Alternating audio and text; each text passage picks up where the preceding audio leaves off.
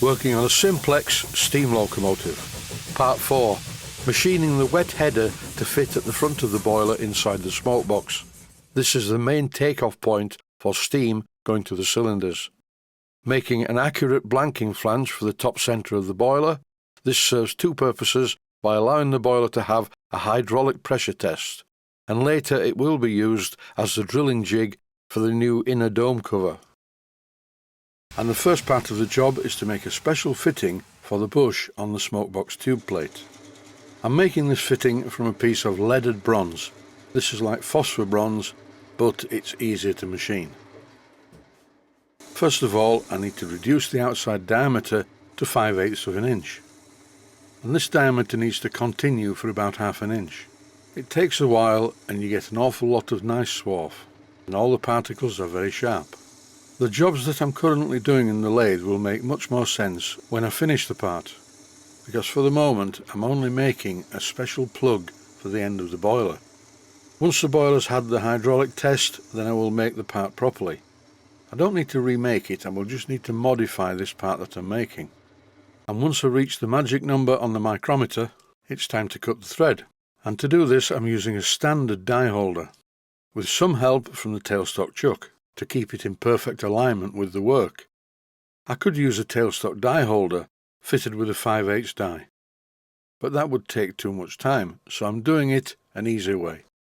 The die holder can't wander out of alignment because the tailstock chuck is putting gentle pressure against it most of the time. In no time at all, the thread is perfectly cut. So I'm now moving the tailstock back out of the way and I just spin the die off the work. And here is the finished thread. The thread is 5/8 by 26 threads per inch. Here I'm just brushing the chippings away so you can see it clearly. The next part of the job is simple. First of all I use a centre drill, then I use a twist drill which is tapping size for 7/16 by 26 threads per inch. Normally for tapping sizes using ME threads I would always select a tapping size drill that was 2 imperial sizes lower than the diameter that I want. But this morning I printed out some charts for tapping sizes and clearance sizes for BA and ME threads, and I pinned it on the workshop wall.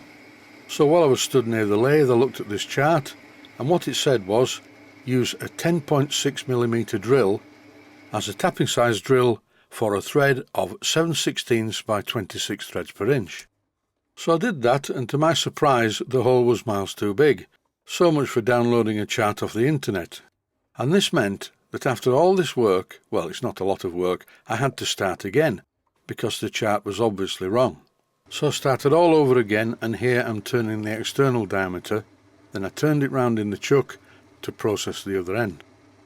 And yes, for the tapping size drill I used 2 imperial sizes down from 7/16 of an inch. I faced across the front just to tidy it up and make sure it was square, then I took the part and fitted it in the rotary table in my milling machine. This was a horrible job. The cutter was too big for the milling machine. I should have changed it for a smaller one. Anyway, it's not important. All I have to do is cut a bolt head on this piece of metal. You'll see why shortly. Once I'd done that, and I was glad to get rid of the vibration, it was driving me mad, I was back on the bench with the part, making a gasket. This clip shows the view from the front tube plate showing the flange, with the piece of tube from the regulator sticking out of the end. I made a mark on the piece of thread sticking out of the end, then I removed the regulator tube and took the part over to the bandsaw and chopped a bit off. Now you can probably see why both of the threads are 26 threads per inch, because as I screw my fitting into the bush, it simultaneously screws into the pipe from the regulator. As all of this has to be dismantled to finish the job after the boiler test, I didn't use any Loctite 542 on the threads, but when I finally put this together, that's just what I will be using on the threads. Now that the regulator tube is firmly in place, I'm going to drill the holes around the bush on the back head. And you have to be careful when doing this, because I do not want to go all the way into the boiler. I just want to drill a shallow hole in the flange only. Initially I spotted the holes using a larger diameter drill through the holes in the regulator gland fitting. But on screen at the moment I'm using a smaller drill. This is tapping size for 6BA. And as I showed a few moments ago, I made a felt tip pen mark on the drill so I could see how far it was going into the hole. All I have to do now, using a 6BA tap, is thread every one of the holes that I've just drilled into the bush. I feel that it's only fair to warn beginners you need a very delicate touch for this. You do not want to snap off the tap in the bush. For the boiler test, I'm using these brass bolts. But when I finish the job, I'm going to make some stainless steel bolts. Because not only will they look better, they will be stronger. I'm fitting all the boiler plugs at the moment, and the story so far is the only part that I have left to make is something to close this aperture in the top of the boiler. Here's a template that I made, which will fit in the boiler's dome bush either way up, and there's a reason for this. Now I need to drill some holes in the template, and then the hole positions in the template can be transferred to the bush at the top of the boiler. Time for some marking out blue. I'm thoroughly coating this because I need to see where I'm drilling the holes, because I do not want them to look like this. Here's the original inner dome casting, and it's a bit of a mess. The holes are all over the place. The width of the flange on the boiler bush is 5/16 of an inch. I'm currently measuring the outer diameter of the flange to make sure it's exactly the same as the one on my template. And in case you're wondering how I got such a perfectly clean edge to the marking out blue, I just fitted it back in the chuck and turned some of the metal away. Now it's over to the milling machine, but I've set it to be a drilling machine. And the first thing to do is fit the component in my rotary table and then centre it. And I'm doing that by fitting a centre drill in the chuck, which goes into a centre that I made in the lathe. And when the centre drill fits perfectly into the centre in the middle of the work, then the rotation of the rotary table will be concentric with the main spindle. An unorthodox solution perhaps, but it works for me. Now it's time to start drilling the holes. First of all, I set the position of the centre drill exactly on the midway point of the blue part of the work. The rotary table is now set to 0 degrees.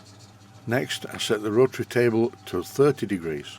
Then I centre drill the second hole, after which I set the rotary table to 60 degrees. And then, yes, you guessed it, I set the rotary table to 90 degrees.